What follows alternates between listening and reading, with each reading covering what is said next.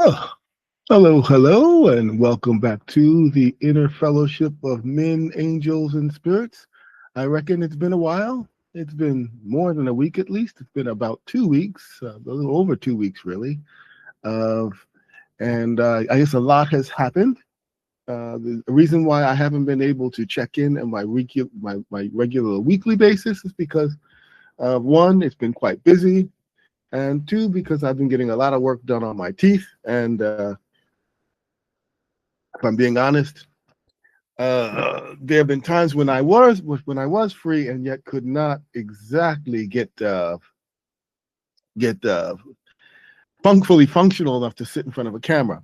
Just I've had some major surgery done, and that probably is going to lead me to a big part of what I'll be talking about today. As I usually say, I don't want to speak too long on this live stream. I don't want to go even as long as an hour. I may even go as short as 30 minutes if I can get to the point as quickly as I would like. Since it's been about 2 weeks, there's a lot to catch up on. It does seem like every 10 hours, not even with every 24 hours, but every 10 hours, there is some big breaking news coming out of America, and not to mention the rest of the world, usually having something to do with of course, Donald Trump and his administration, and I guess all of the uh, bipolarity that we are seeing in the West, that we are beginning also to see in the East, and of course, that all leads me to a certain sense of a spiritual awareness that I like to speak to. That's really what started me to making these live streams over a year ago. Um, and I really will be trying to lean heavily on the spiritual side of it this time, but I will have the usual lead in of what's happened of late. Although there are just so many things that it's really hard to list them all. And I know when I try to, write down a list of all the things that have happened and try to get to them all and talk about them, I end up like an hour in before I even get to the real spirit impetus behind my, posting this live stream. So let's just kind of talk about what's happened in the last week. I mean, last week I was going to post, and at that time I would have been talking about uh, Donald Trump's Halloween party, which was ironically, or it doesn't sound like he was being ironic, but I'm just going to say ironically, based on the Great Gatsby. It was a Great Gatsby themed party there at Mar-a-Lago. I don't think I need to really tell you, but the Great Gatsby is a book written about what we call a swashbuckler, or really actually a pretend aristocrat who was basically making money by showing himself to have money, very much, along the lines of what Donald Trump was before he became president, or before he became, the star of the Apprentice TV show. And he held these big parties that would basically, uh, by the grandeur of them, would show his greatness, and by showing his greatness, people would want to give him more. And that's usually what happens when people think that someone is great. They want to give them more because I guess they just think that they will get more in return if they do give more to someone that is great. So that was basically, what the Great Gatsby's theme was about. But the period was around the 20s, I think the 20s or 30s. What they call what do they call it? The gold, not the golden age, obviously, but what they call it was like the gold. I'm thinking of the gold plated age, but it's something that means the same thing, but for some reason the word doesn't come to me, which is happening more and more these days as I get older. Uh, the gold encrusted age. I don't know if that's it either. Now the word I think is coming back to me, but now I just don't want to care about it so much. But it's called the Gilded Age anyway. But basically, this was a time when we were at peak decadence. It was a time that was just about 100 years ago, which is interesting, right? It really is like a centennial thing that seems to be happening, where we reach this period where To be wealthy is all that matters, and those who are not wealthy do not matter. We really are entering into that kind of an age, and that's what it was just 100 years ago, where you got money by any way that you could, and the titans of industries were the gods of the land. And though it meant that everyone who worked for them and everyone in the working class and down were suffering and often starving, that didn't matter, because it had seemed as though, at least at that time, that opulence and wealth was the American birthright, and those who had not inherited it were not worthy of it. And at that time, it was often considered that the people who really did not have the wealth and the distinction of decadence, that those were the foreigners, those were the immigrants, those were the lower class, and they were not as valuable because they did not have as much, asset, or valuable assets, or as many valuable assets, so they could be discounted. And really, it took some pretty extraordinary measures by the government, in fact, to rein in that kind of ruthlessness when it came to capitalism.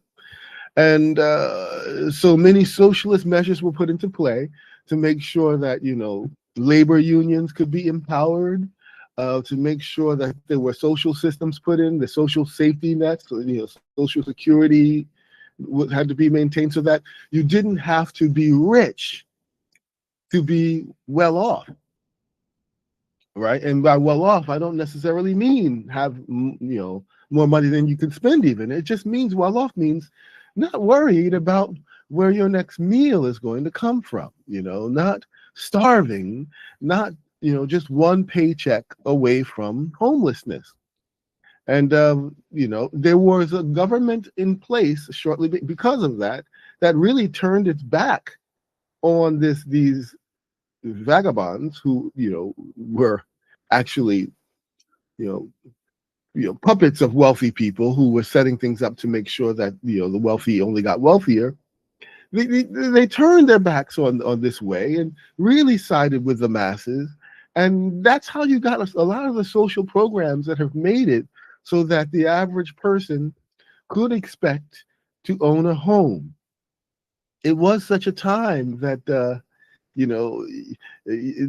just a regular working man with just a regular working job, working at any job, didn't matter how much money he made or how little money he made, could find a home loan for some home of some size that he could thereby afford. And the banks would approve that loan for the average person. Now, by mind you, we have to, set up the caveat that these are, when we say the average person, this means the white man. This does not mean people of color, and we didn't even use the term people of color because largely they were just black people. There were Asians and there were Native Americans. Asians and Native Americans were almost like invisible to the scene because they didn't have a history of slavery. But so black people is really what was considered the primary alternative to being white in America at that time. And of course, women had to be married to men, so the priority was white men, particularly of marrying age, of childbearing age. This was because family was important. And I don't think that this was a racist agenda so much as, I mean, no more racist than anything else. It was just simply that when at that time, when people thought of America, they were thinking of white people and the white men being the hope of that legacy being handed down throughout the ages from England and Europe. So we kind of left that gilded age behind and kind of leaned into this age of the working class, where the working man could get his fair share. And we kind of went into that all the way up until the 80s. And then in the 80s, when that working man because of course that working man, let's call it the Democratic Party, because shortly after that time, really, the Republican Party had been more and more identified with this wealthy class of rich people who were the, like I said, the paragons of industry, and the working class and the lower classes. They were not represented except for by the Democratic Party. It was sort of a shift that had happened around the time of Abraham and I'm sorry, around the time of Abraham Lincoln, and subsequent to the Civil War, and then another shift kind of further occurring subsequent to the Civil Rights Movement. But in essence, history finds us in the near modern age, where the Democratic Party was representing this working class, and the Republican Party was really the party of these rich aristocrats. And so the Democrats were the ones who were sponsoring these, labor unions and equal rights. And while they had fought it at first, now they are the party to represent all of these things. And largely what happened is they achieved what they wanted, right? The working class, the dream of the working class was not that their children should be working class. The dream of the working class is that, they would work hard so that their children could go to get high education and become professionals or white collar workers and be working in offices and be the paragons of their society, but not by sheer manner of their wealth, but by their educational accomplishments and by their professional acumen. And really, that is what has happened. People in America, people who are watching this in America, please know that that's what has occurred, is that a working class, their dream came true, where at least more than 50% of their children did get higher education, and more than 50% of their children did get jobs that were more like professions that did not just go away when resources changed or when production standards changed. They really did go into the big cities and work in offices, factories as well, but more and more increasingly in offices, and trying to achieve higher positions, starting corporations, and you know setting new standards and conditions, like the 5-day work week, or the 8-hour work day. Really going into this modern age of what it means to have a job. Really, all of that is the cultural success of, I'm not going to say the Democratic Party, but I'm going to say the people that the Democratic Party was supposed to have been representing, this working class, and their hopes of their children having an easier life. And their children did, and their children do. And it is, in fact, their children that we are saying are betraying the working class now, because now they're a professional class. They are the class of experts. They are the class of scholars. They are the class of teachers and learners and academia. And we are living in a world of technology where this class of people really are ruling the world. And it's kind of left us what would have been the old idea of the working class behind. The idea of someone who just gets up early in the morning, works his body really hard, and gets paid a living wage for having done it. Not to say that there's no expertise or skill or trade to it. There is, but the primary asset of the working class was just being able-bodied men primarily, women increasingly. So, it's that class that's been left behind, not so much because, the Democratic Party, stopped caring about them, but the Democratic Party increasingly ceased to be them. I mean, the people, their children became professionals, and they became more and more about, social systems, economic systems, and the stock market, and all the things that we now associate with the coastal elite, including education and entertainment. And they became about those things because those were the wave of the future, as technology began to be the wings that would lift us to fly and become the one world power in this world. And even now, when we look at what we call the tech bros, who are kind of, it seems like if we're going to put them in one group, that it's a group of people who are sort of reverting to some former age of some atavistic age of, male dominance and racial supremacy. But let's understand that when this working party was able to advance and become a more professional class, largely this was for white people. But because this party was the party of the people with the less with less assets and fewer assets and less to really invest, it became the party of minorities. It became the party of many black people. The majority of black people joined this party because this is the party that was, along with the working white men and of course the newly liberated white women, would be people of color that would also be ushered into these cities and into these offices and into these schools, achieving this higher education and these higher positions and these higher objectives, to be quite frank, when it comes to what society and civilization was to be going forward.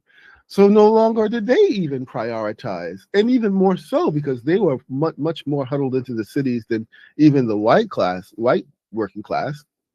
Even more did they see that okay, if it's not going to be on the street selling drugs, and it's not going to be entertaining on the basketball court or in a music studio, then surely the way to success was going to be, through academia, through economics, through the mastery of the law, through all of the white collar things that we were, certainly in my generation or by my generation, probably my father's generation as well, were taught was the ideal of our future. This is what we're striving for. We're all striving to be professionals. You know, my father, he started out working for the telephone company as a wire cutter, but he ended up, in a higher, more executive position because that was the way that things were supposed to go, and that was the American dream. And to have achieved that American dream was what the Democrats were about. Now we talk about the left and the right, and there's all kinds of delusions that I want to get into right now. But that's really how it was in the past. And in the past, there could be Democrats who were more leftist and Democrats who were more rightist, Democrats who were more liberal or progressive, and Democrats who were more conservative. There could be that, and the same would be for Republicans. It really wasn't so much about whether someone was liberal or progressive, that their political party would be chosen on that basis. But really, political parties were much more about what their affiliations were, who who was donating to them, and what the overall philosophy about what the role of government should be in those objectives, right? Like it was really more about that. And really, honestly, I have to say this, the Republican Democratic Party was really largely just something that people were born into and did not, they may have had, compassionate, ideas but basically the average Democrat was a Democrat because their father or mother was a Democrat, and the average Republican was a Republican because their father and mother were Republicans.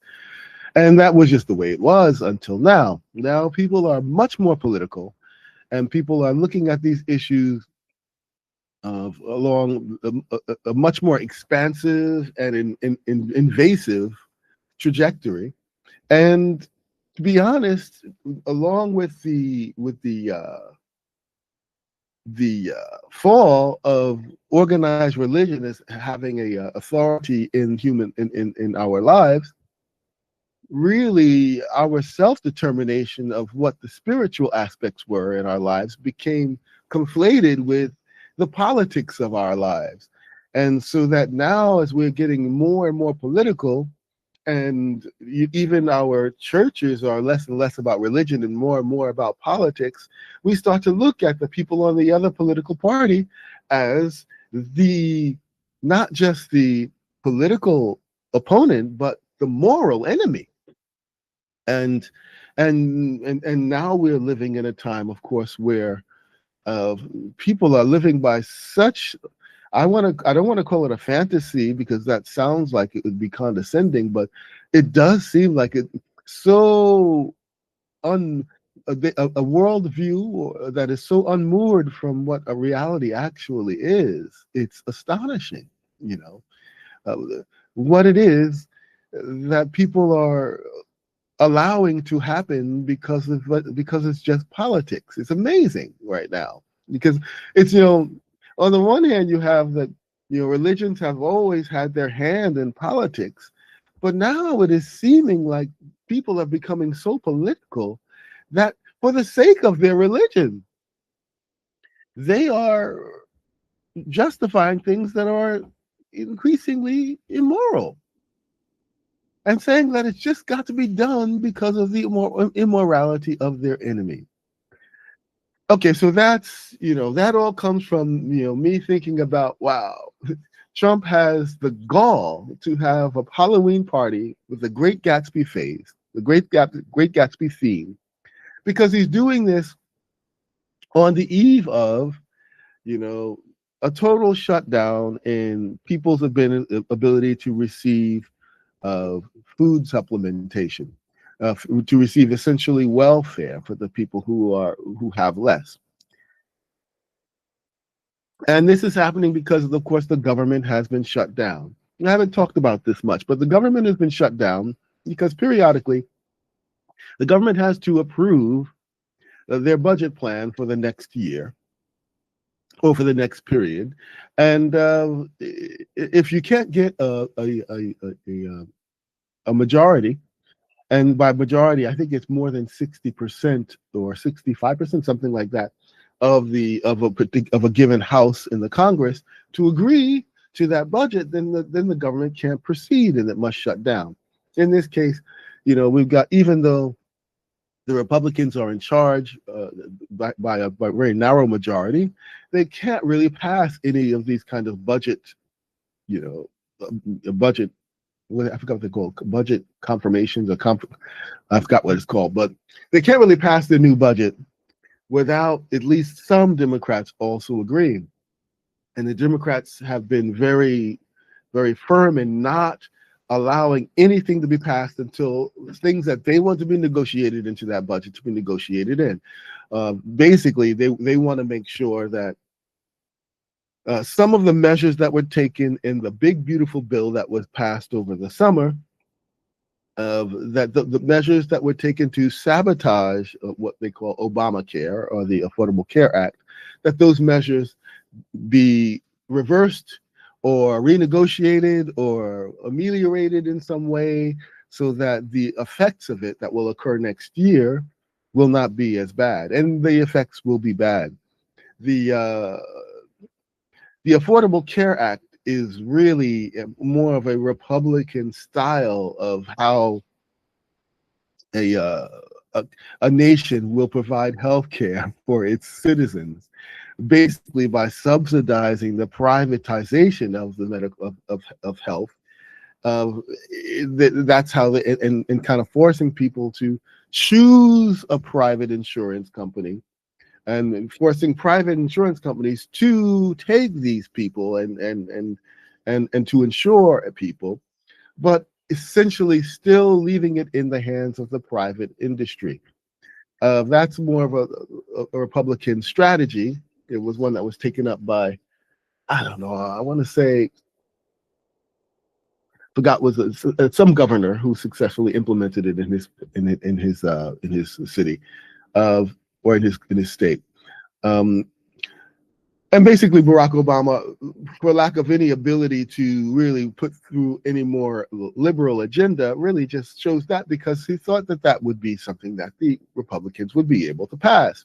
Of course, the Republicans won't pass it because it was something that he was supporting. And just the fact that Barack Obama became president, the first black president, and considered to be the most liberal just because he was black, you know, the Republicans just moved so far to the right that the health care plan that they would have approved just 10 years earlier, they now consider to be socialism or communism or whatever ism that they don't really know what it means, but they can use it as sort of a flashpoint. And so now, I guess for the since Barack Obama was able to get the Affordable Care Act passed and provide what we now call Obamacare, they've been taking measures to, like I said, sabotage it so that it becomes less and less successful, less and less viable until it gets to the point where they say, well, it is a horrible thing. It must be done away with. And essentially, the Republican Party has been about doing that with just about any vital aspect of the government. Take it over, make it function so poorly that we realize that the government is no good at it, and then privatize it so that it becomes a for-profit uh, channel of commerce and not just a civil service, right? And so, you know, the measures that have been taken. Okay, so if those measures stay in place, and the first thing that was done is they took away the mandate that made it so that everyone must join this Affordable Care Act plan, whereby they are provided insurance through some private insurance provider, and that the private insurance provider must accept them based and at certain caps to how much they can charge. But it was all based on the fact that everybody does it. If everybody does it, then of course the cost would be low enough that they could implement it and it would be affordable, hence the Affordable Care Act. So if they take away that mandate where everybody has to do it, then suddenly the people who don't need it or that don't need it right now, they can pull out of it, they cannot pay into it. And the people who do need it uh, and will have to pay into it will have to pay, therefore, a lot more than they actually can afford. So the Affordable Care Act becomes unaffordable. And that's what's happened just about 10 years ago. And then just about 10 years ago. And now they're trying to take another stab at it by making it so that the subsidies that the government would pay to keep the costs down in light of that problem would now no longer be provided, so that now the insurance companies can no longer rely on the government to pay them to keep their costs, their prices low, and they'll just have to turn over increase their insurance rates, so that obviously insurance is going to become unaffordable but to most people, which is the plan for Republicans. That's what they wanted to do. So the Democrats, in an attempt to counter that, what they said was they're just going to not agree to anything unless they could negotiate a reversal on that strategy. And of course, so then the government has been shut down for the longest time ever in our history. Of course, where there's always going to be records broken. The trend toward progress is that things tend to be more and more. So here you have it, a long shutdown. And okay, in the midst of that, we had, I guess, just a week ago, it seems like so long ago, but just a week ago, what I would have been talking about was that, there was this great big election that happened throughout the nation where many governors in many states were elected or reelected. Many mayors were elected or reelected. And it was supposed to be a showing of just how powerful the Democratic Party is now, because so many Democratic candidates were chosen, because essentially not just because of what I just said, but so many other things having to do with ICE, kidnapping people and secreting them off to other countries illegally, having to do with blowing up boats from other countries on the claim that they are criminals, but without having to prove it or declare war. That kind of thing. All of these sort of these drastic tactics being taken at governance, invading cities with National Guard and perhaps military, despite what the mayor or the governor of the state would like the central government to do. All of these tactics have made the Republican Party unpopular, albeit the Democratic Party has not gotten any more popular since they lost of the presidential election last year, or yeah, last year. So there's a big blue wave, is what we like to say, but it's not really so much because Democrats have done anything so great in particular, right? It's not because they made this right move or that right move. Don't get me wrong, there is a Democratic National something DNC, and they do make plans as far as where they're going to allocate money to support which candidate in which region, and they can take partial credit for whatever successes have been had by, you know, Democrats winning in blue states and also Democrats winning in red states in some cases. I mean, it's, of course, the big issue there is like a mayor of New York, Mamdani, was able to beat the Republican candidate who was not really seriously favored to win, but also the independent candidate who was supposed to be the Democratic candidate but lost in the primary and simply would not accept it. A man I consider to be my friend, Andrew Cuomo, who really embarrassed himself by trying to run in the way that he did, and really, I guess, antagonized himself to a large number of the people by the tactics that he's taken that have been not so different from the tactics that Republicans have taken to Democratic candidates, particularly Democratic candidates of a color and of a religious persuasion, that they're able to put put them in the crosshairs as being things like terrorists, or as his brother Chris Cuomo likes to say, fundamentalists. This kind of thing leaves a bad taste in people's mouths, especially in a city like New York that is just so metropolitan, not just metropolitan, cosmopolitan, that it's just, we are very sensitive to the fact that, oh well, okay, so you're trying to use racism to win the election, and that's not going to work here, right? We have racists here, but we don't like them, right? And they know that they are not liked. Go to Long Island if you want that. That is what they'd say in New York City, right? Go to Long Island, go to New Jersey, you can find your racist there, but a racist in New York City, they might hold sway in their little neighborhoods in particular boroughs, but they're not going to ever be the leader of the whole city by using racist tactics. Okay, so anyway, that was a big thing, and everyone's upset because Mamdani is Indian, not Indian. He's think he's African of some sort, but North African of some bit. I can't remember exactly where he's from, but he looks brown, and he's a Muslim. He speaks, I'm going to say Arabic. I'm not sure, and he sometimes when he eats his traditional food, he eats it with his hands, and this kind of thing that people really shouldn't care about, but they do, and especially white people of a certain type. And not just white people of a certain type, but all people of a certain type, to be honest. But anyway, he won. And many people are saying, oh, it's the end of the world. Many Republicans and Democrats are saying, oh, it's the end of the world because he's a democratic socialist, which means that he believes in, tempering capitalism with a bit of socialism within the democratic system, which is really what we did 100 years ago to get us out of the Gilded Age.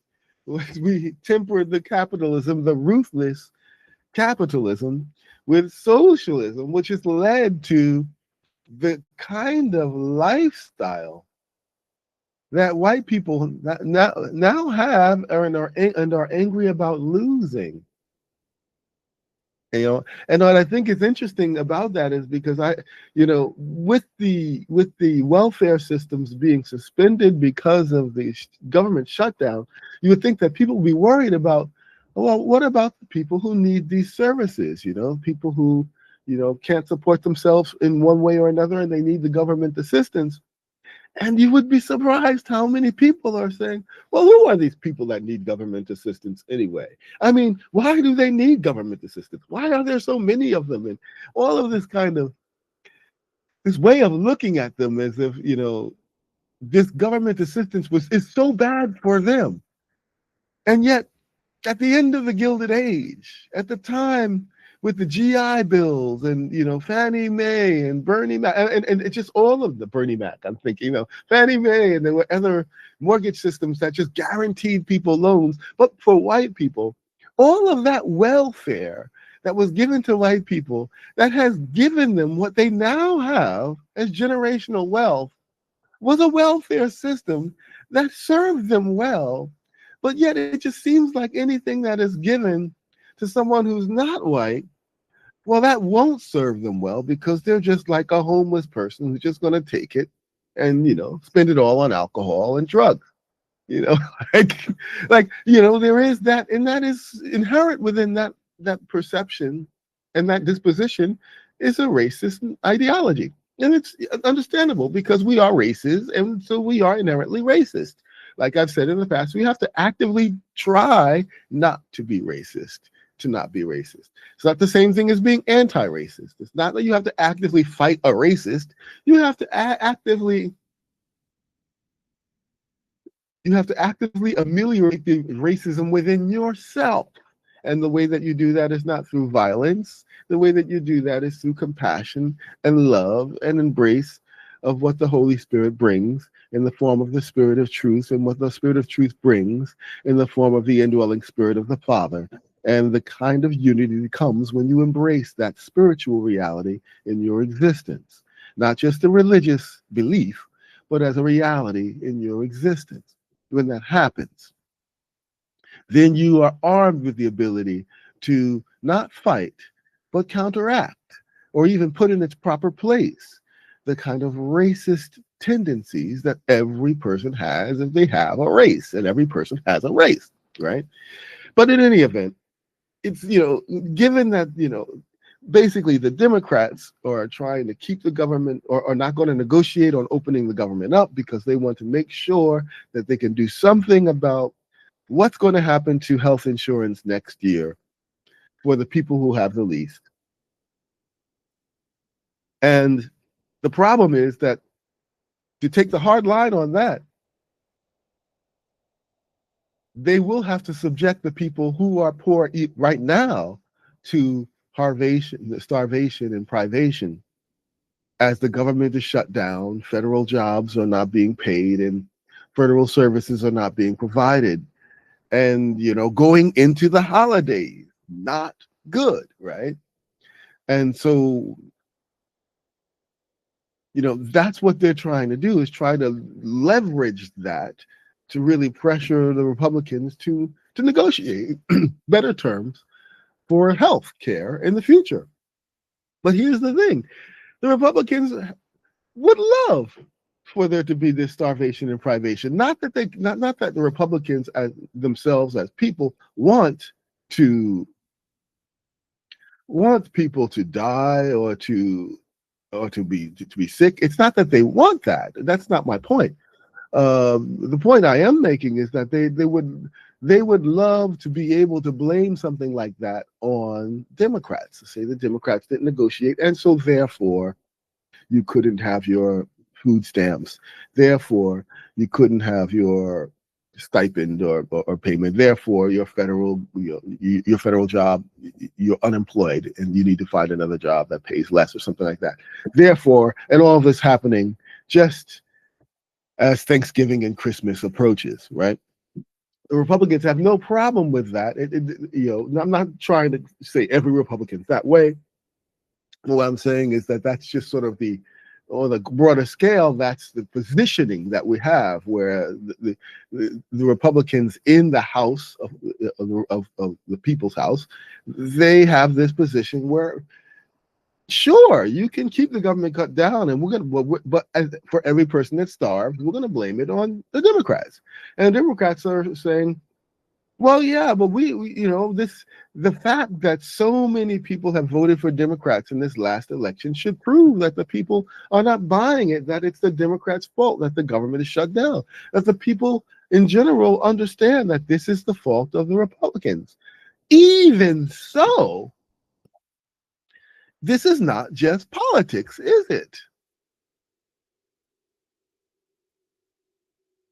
Right? I mean, when you really think about it, People starving, people losing their homes at Christmas time, people becoming unemployed just before Thanksgiving. This is not a political problem, right? This is a problem. And this is a problem for people. And I don't know if I would ever really, if I would be willing to leverage that atrocity for a political win, even if it means that it will help those same people further down the line when their insurance is set to skyrocket, right? So, of course, what's it? 6 people among the Democratic Party sort of folded.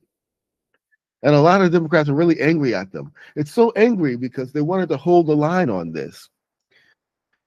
But those six Democratic politicians, I can understand. I don't know if I would have done the same thing, but I could understand that if you're in a position to do it, even if they know that it's political suicide, these 6 knew that they will not have to run for office again, or that they would be retiring, or perhaps even that they're not going to be remaining in the Democratic Party as Democrats such as they are. So they had the ability, and they were in a position to fold and lose face in front of the American people, who were largely in support of holding the line in this sort of stalemate relating to the shutdown.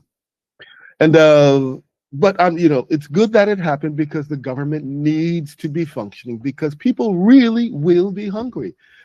Because people really do need this subsidization of the government, and to go without it just because you can blame it upon your opponent does not justify allowing it to occur. And especially if you could have done something about it. Just being able to blame it on your opponent might be a political advantage, but it is a moral atrocity. So, of course, you know, I'm sure many people within the Democratic Party, probably majority of people within the Democratic Party, understood that this is going to be a performative measure where most of the Democrats say they're holding the line, that these few who can afford to are going to crumble and open the government back up. And hopefully the Democratic Party as a whole can save face, while these few Democratic politicians can take the blame for conceding to Trump and his minions, right? To me, I feel like either way, they're going to be heroes in this, because people need to eat, and it's people. These needs are real, and they're much more real than the illusions we have about the people who need them. I have been in the situation where I have needed government assistance when I was a child. My mother was a single mother. She divorced my father, and she was in need of government assistance. We could make the argument maybe she shouldn't have divorced, and she put herself in that situation, and all those arguments could be made. And while you're making all those arguments, our hunger was real. And to be honest with you, if there was anything that could be done about such hunger and wasn't just because of those arguments, it would have been immoral. There's certainly no Christian that knows Jesus that would say that that would be a good thing. That because you have a political argument to make, or even a moral argument to make, that will justify people starving, right?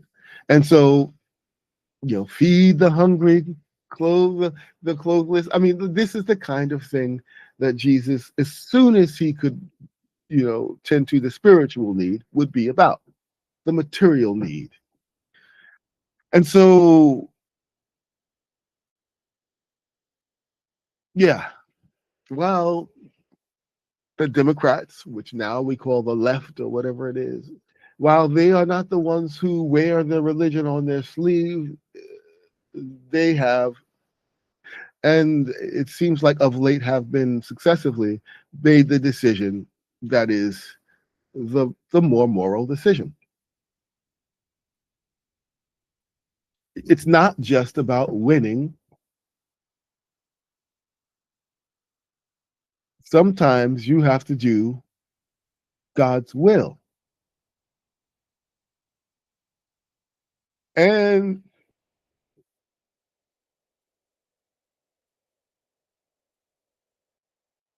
it is disturbing that so many people who say that they love God, who say that they know him through Jesus and even as Jesus, his son, can be so comfortable with doing such harm to his children,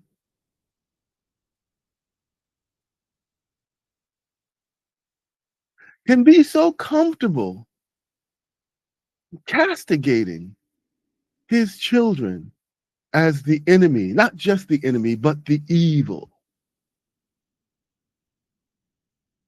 God, like any loving father, rejoices in a little healthy competition, spurns people to do better when they know that they have a measure of something to do better than. But that you take it to the extent that you would see them die and justify it in your heart by just saying that they are evil enough to deserve it, or weak enough to deserve it, or selfish enough to deserve it, or resentful enough to deserve it. You make a place for that in your heart, then what place have you made in your heart for God who created them?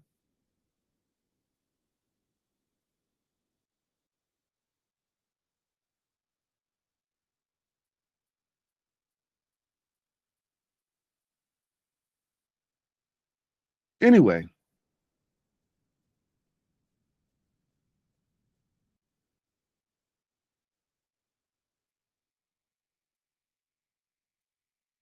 yeah, maybe go a little bit longer because I do want to talk about this issue that we're having with, Ramdani becoming the mayor of New York.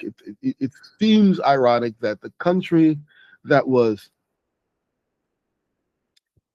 really one of the only cities, not country, the city that was most affected, arguably, by the 9/11 attacks, New York City, which we just inarguably, although I think it should be argued, but we inarguably accept that was the fault of Islamic fundamentalism, terrorism sponsored by Islamic fundamentalists,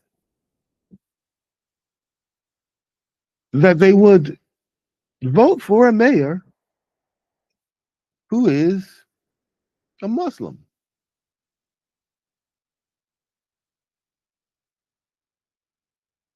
Now, it doesn't surprise me because I know I was there during 9/11 and I was fully aware. I had the facts on the fact that there were Islamic fundamentalist groups that have been supporting this attack. Not to say that they had rendered it successful, but they certainly had supported this attack. And my first inclination was to become familiar with Islam, to make sure that I had a loving and sincere living experience of what they were experiencing in the spirit. A friend of mine who was a barback at a nightclub that I often attended and often promoted, who was, I think, Indian but Muslim, or Pakistani, but yeah, the Indian but Muslim. He was able to school me in how, practices of Ramadan and studying the Quran, and together we learned a lot about the Quran that he didn't know because he didn't really understand it in his own language so much as he could understand it in reading it in English. We studied the Quran, I should say it that way, right? And we learned to say things like Muhammad, peace be upon him, because we wanted to show deference and respect to his name. And he showed me their manner of worship. And I wanted to learn these things because I wanted to know these people, because if they would presume to be my enemy, I wanted to presume to love them. And that's what I did. That was my reaction to the attack. There was an enemy. I needed to know them in order to love them. And in the process, I learned a great deal about not all of Islam. There's so many different Islamists, so many different forms and tribes, and the truth is, it is a religion that cannot be classified to have one agenda or another. It's a belief system, just like Christianity and Judaism and all the others. But what I did learn is that they are very much unaware of their relationship with God as a family member. They just don't understand it. And because they don't understand it, they are limited in their ability to perceive their enemy as someone that they should love. They can understand God only as identifying with God as God's servant, which places much less pressure upon them to have such a conversion in their hearts that they should be able to love that which they fear. They do not believe it is possible. And while they may proclaim to venerate Jesus as a prophet and say his name more often in the Quran than they say the name Muhammad, the truth is, the loving truth that they have not received is that there is this transformation that can occur from within inside you, this spiritual transformation that endows you with a personal relationship with God as your Father. And that the effect of such a relationship, of such a conversion, such a rebirth in the spirit, is a recognition that all others, potentially or actually, have that same relationship. And therefore, they are actually your brothers and sisters, whether they are behaving as if they are your enemy or not. And when you have that experience, as they like to say now, it hits different.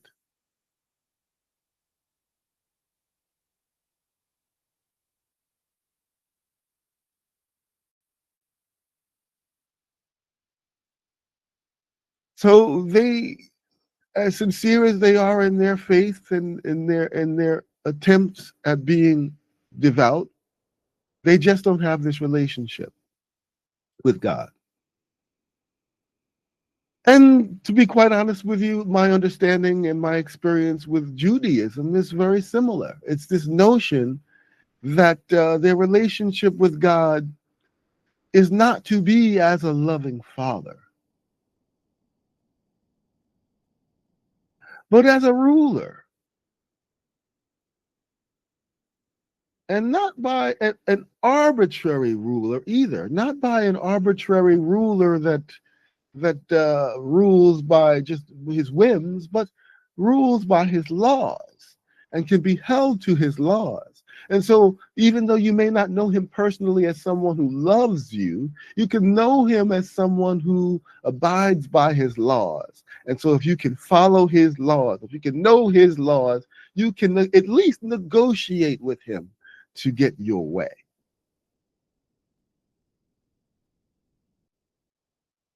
And so, their relationship with God is like as a king, and they are a subject, but a subject with some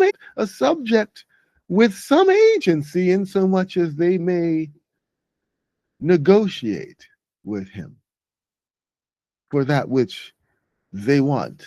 And to be sure, when we say that which they want, it almost always has to do with the things of this world.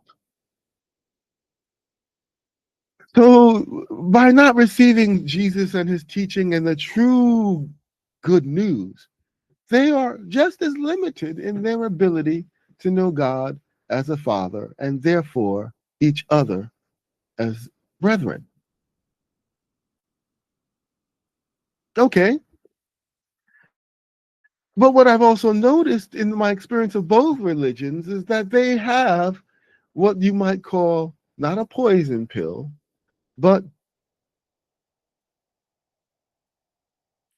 we'll call it a healing pill. There's a little bit of the message in each one of these faith traditions that prepares them to receive the new revelation of Jesus and his Father, a loving God who loves his children, all of his children.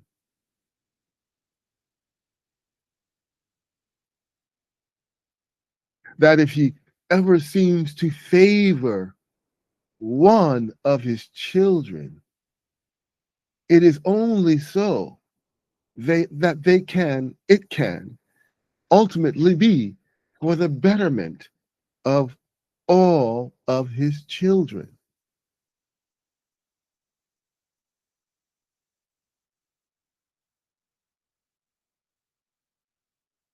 This is what Christians were supposed to, by receiving the Spirit of Jesus, the Spirit of truth, this is what Christians were supposed to reveal to the world. But the problem is that we got caught up in the trappings of this world. And so, what are the trappings of this world? Well, it's just the materialism of this world. Not that materialism is evil, it is natural.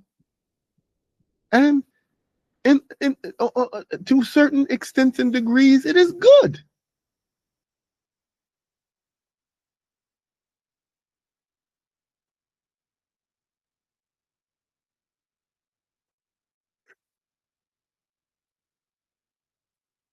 In certain parts of the city, they say don't feed the pigeons. And they say don't feed the pigeons because they know that if you feed the pigeons,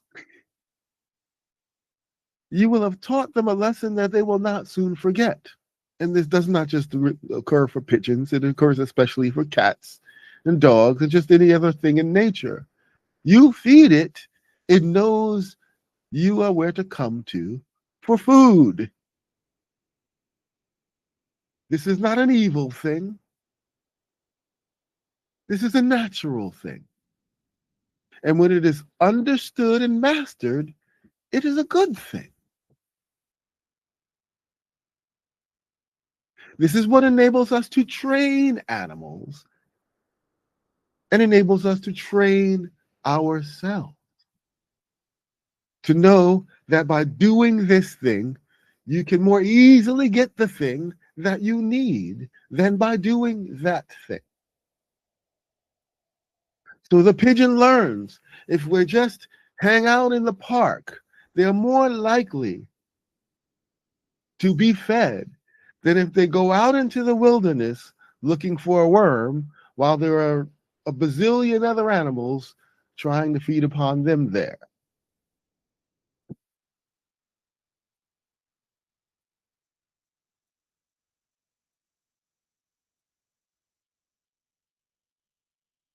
This is people as well.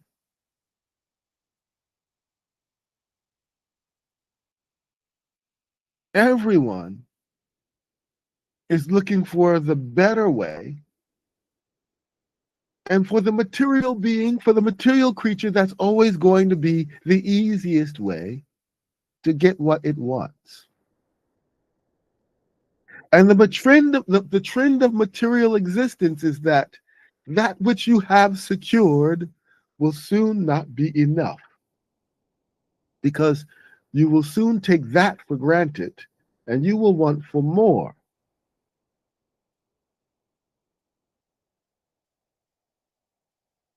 And America, as much as we may believe has been blessed by God, which I believe as well, but only that it be a blessing to the world, has become entrapped by this belief, this natural belief that we are meant to outgrow in the spirit, that it is good that we should have much. Much is good, and much is good.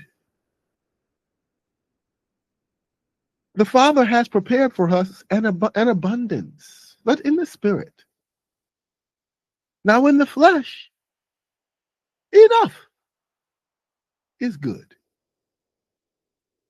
Enough is good. Much. Well, that just means more than enough, doesn't it? Is that really good? Is it really, really good?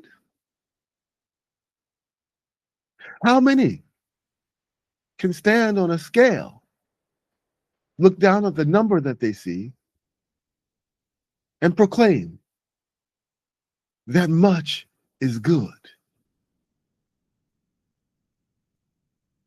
No. Enough is good. That is the measure by which we know that we can rein in our material nature. And when we have enough, we can then begin to occupy ourselves with the spiritual adventure. All we need is enough that we can then set our sights upon the spirit.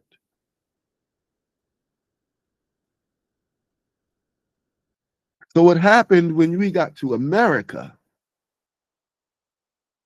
we found a place where there was plenty, just like the Jews had found in their Israel, which is becoming increasingly mythical by their choices.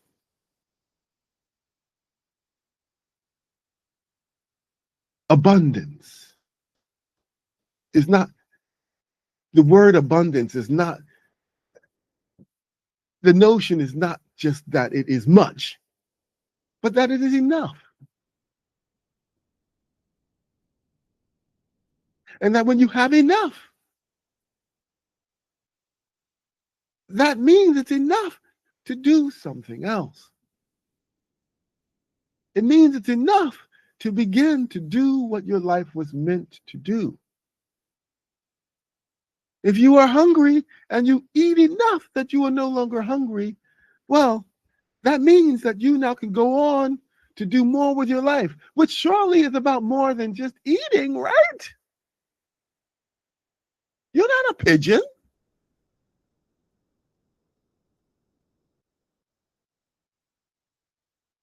You found an easy way to eat, and now you have enough. Then it's time to discover what's really good.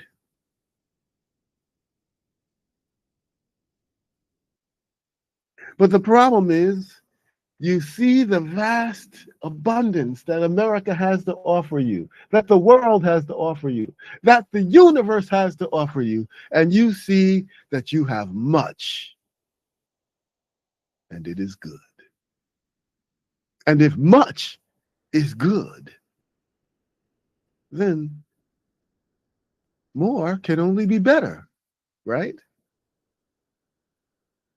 Right? So here you are in America, in any developed country, honestly, living the promise that God even promised to those ragtag group of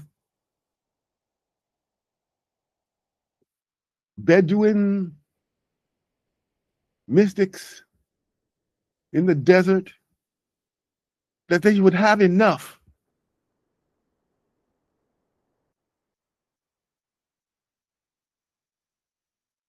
And instead of recognizing the blessing that you have received and saying, now this is enough for me to begin the spiritual pursuit, the spiritual freedom that I said that this land was meant for. No, I make it about just getting more, because if much is good, more is better. And this is what America and truly the world I can truly say, though, America is leading the world into the error of thinking that it's about having much, not about having enough, and that much is good, and not doing what you were meant to do because you have enough to do it, being good. And since you've skipped the step of what you're meant to do because you're just too caught up with getting much, much, much, much, much, and that being good, then more, more, more is the only way of getting better. And that's the only way of your measuring progress. It's the only way that you know that you've been successful. It's the only way that you can understand your greatness. Until your blessing becomes what you think is your birthright. It's mine, mine, mine, mine, because you earned it, because you deserve it. What? Because that's why? No, it was because it was enough that you can then begin to help others. You see, because in your service of others, you have begun to truly take on the spiritual adventure inside yourself, where you transform yourself into someone who can see their enemy as their brother, as someone who hungers and hungers to be fed, and you have enough to feed them.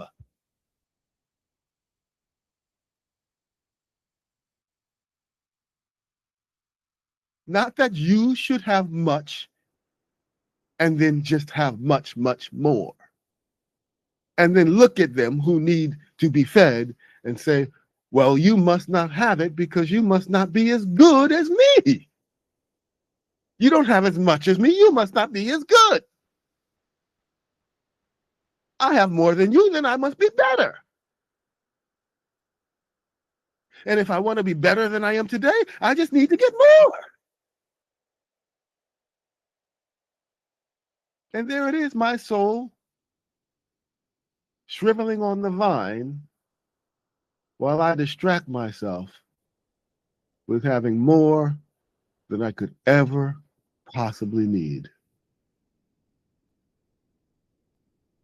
Forsaking the place in the Father's kingdom whereby we may serve our fellow man for the pigeon-like inclination to try to stop others from getting it, getting what we have, because it belongs to us. We got it the right way.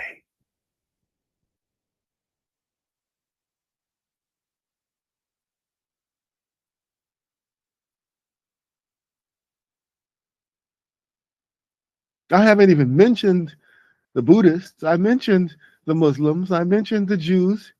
I didn't mention the Buddhists, the Hindus,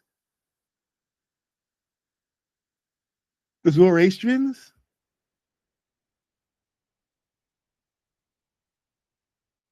So much have they to learn about what it means to have enough to then begin to do good, which means helping those who don't have enough, that they may have enough to do better.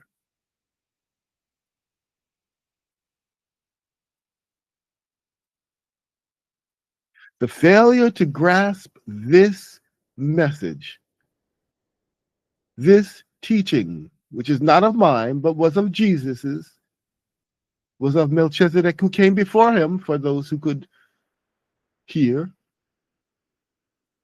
and will resound throughout the ages, throughout the universe. The failure to understand and to receive this message, this teaching, to learn it such that it transforms you in your heart. That is the only way someone who says they have faith can yet fall. because they say they have faith, but have not had it enough unto themselves to think that their life was not just about securing more of what was enough, to such end that it must stop others from getting any.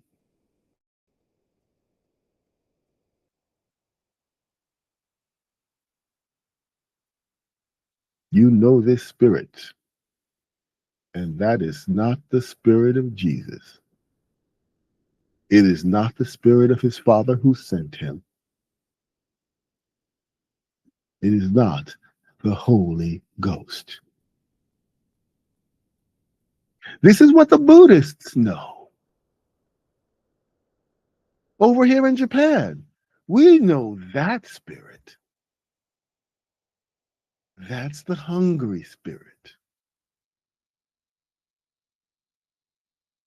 Always wants more. Never satisfied, because it's always obsessed with getting more of the things in this world.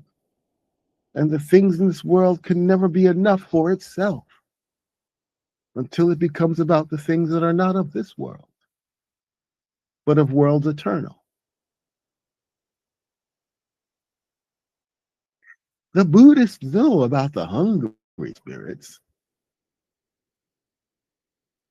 You're not teaching them anything new there by this revelation of your immaturity that you're presently having in America and in the West. You're not teaching them anything new about your selfishness, your assumption of yourself as being deserving and as others as putrid undesirables, undeserving of your compassion. They know that. They know those spirits very well. Their religion has been about dealing with those. And their way of dealing with those has seen them this far. Will it see them any further is the question. I say the answer is it will not, because they are just as lacking in the saving teachings of the master who taught. The poor will always be with us. Blessed are the poor.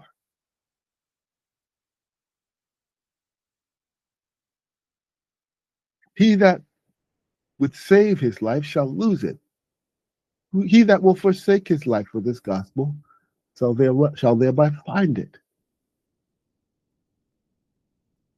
He wasn't just trying to perplex you and vex you with a riddle. He was telling you the truth.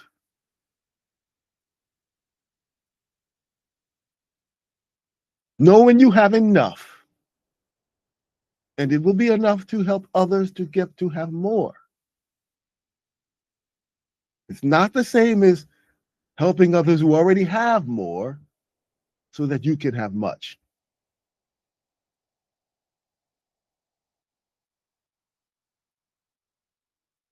Your ways are perverted. There's no great sin in that, because this is how nature finds correction and perfection in the spirit. But your will to undermine that correction, your insistence upon it as your destiny, finds you only beneath the dirt you now walk upon.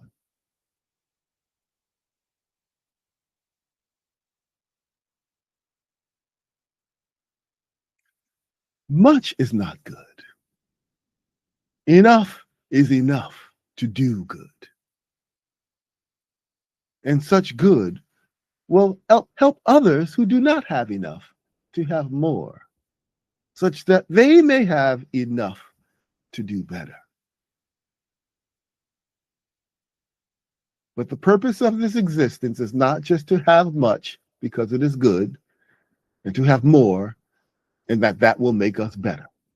If that were true, then the richest man on the planet would not be the ones that we now see, who clearly are not much progressed in the kingdom or in the ways of greatness. in truth, in beauty, and in goodness, who reaches for the stars in machines,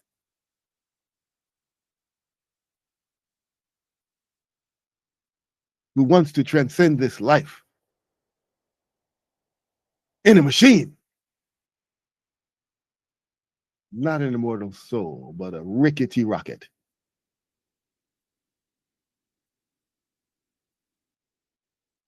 That is not the way.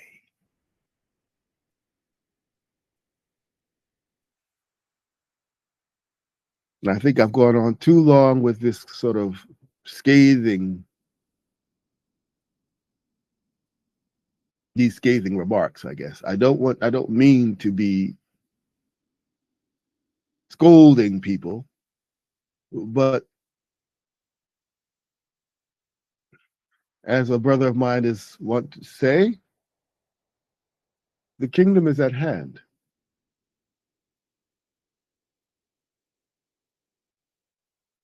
Now, some people might look at this with fear of judgment.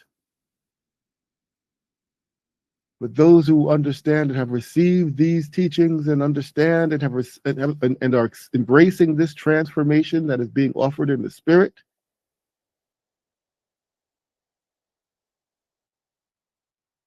it is an opportunity to grow, an opportunity for service, an opportunity for increased relations in the kingdom of men, angels, and spirits.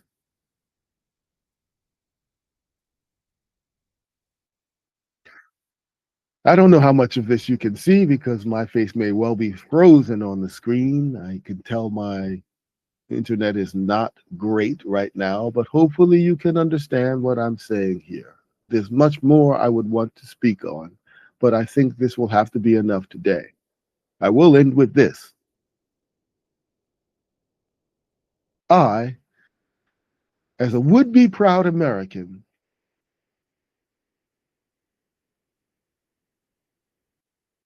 have experienced shame today that I was talking about how grateful I am that I could get my teeth worked on by a professional and be able to afford to pay for it because I live in a country where people have at least already learned to deal with the hungry spirit.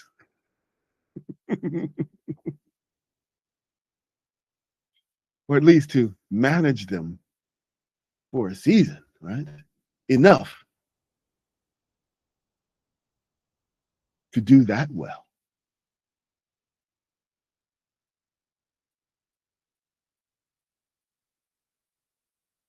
It's almost embarrassing that I come from a country that proclaimed to be so much, and in the end, does so little before the world's eyes, does so much to show how better they are not. Such that now, all throughout the world, they must now look and say, well, then clearly that's not better. What is?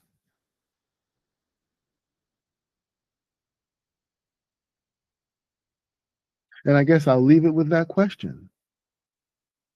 If America would forsake its blessing of having enough to do good such that it would help others to have more and thereby do better, then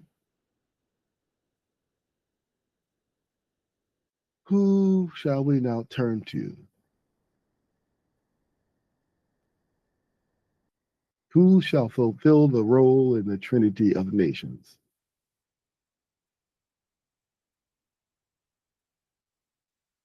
Who knows? Maybe I'll get some guidance on that, maybe not. In any event, I think I've said what I've come to say. Do better, be more creative. there are people in this world and nations in this world that stand poised and ready to receive the truth that you are now rejecting.